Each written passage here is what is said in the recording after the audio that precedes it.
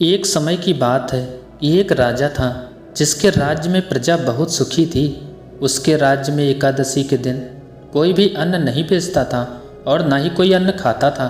केवल सभी लोग केवल फलाहार किया करते थे। एक बार भगवान ने राजा की परीक्षा लेनी चाहिए और सुंदरी का रूप धारण किया और सड़क किनारे पर बैठ गए। तभी राजा उधर से गुजरे और सुंदरी को देख चकित रह गए। उन्होंने सुंदरी से पूछा कि तुम कौन हो और इस तरह यहाँ क्यों बैठी हो। तब सुंदरी के रूप में मौजूद भगवान ने कहा कि मैं निराश्रिता हूँ। इस नगर में मेरा कोई जानने पहचानने वाला नहीं है, मैं किससे सहायता मांगूँ। राजा उसके रूप पर मोहित हुआ और बोला कि तुम मेरे महल में चलकर मेरी रानी बनकर रह सकती हो।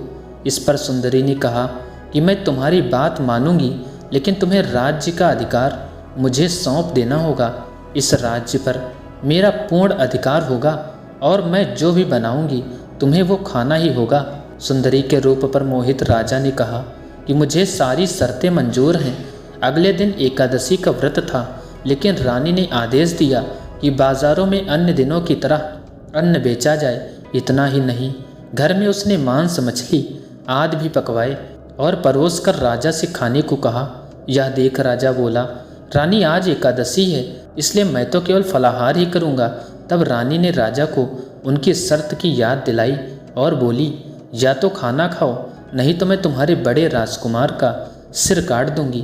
राजा ने अपनी स्थित राजकुमार की माँ और बड़ी रानी से कही तो बड़ी रानी बोली, महाराज आप धर्म ना छोड़िए और बड़े राजकुमार का सिर दे दीजिए।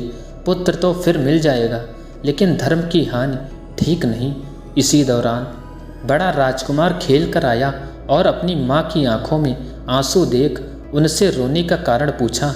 माँ ने उसे सारी बातें बता दी तो इस राजकुमार ने कहा कि मैं सिर देने के लिए तैयार हूँ, मेरे पिताजी के धर्म की रक्षा जरूर होनी चाहिए। राजा दुखी मन से सुंदरी के पास गए और राजकुमार का सिर देने को तैयार हुए। तभी सुंदरी के रूप से भगवान विष्णु ने प्रकट होकर उनसे कहा, राजन, ये तुम्हारी परीक्षा थी और तुम इस कठिन परीक्षा में सफल रहे हो। भगवान ने प्रसन्न मन से राजा से वरदान मांगने को कहा तो राजा ने कहा, आपका दिया सब कुछ है, बस हमारा उद्धार कीजिए। उसी समय वहाँ एक विमान उतरा और राजा अपना राज्य अपने राजकुमार पुत्र को सौंपकर विमान पर बैठ परम धाम को चले गए। दोस्तों, इस प्रकार इस कहानी का अंत हुआ।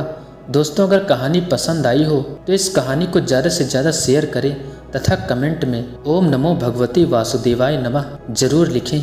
इससे आप पर भी भगवान विष्णु की जरूर ही कृपा होगी और आप भी अपना जीवन धन्य कर पाएंगे। दोस्तों, कथा को अंत तक सुनने के लिए आप सबका बहुत बहुत धन्यवाद।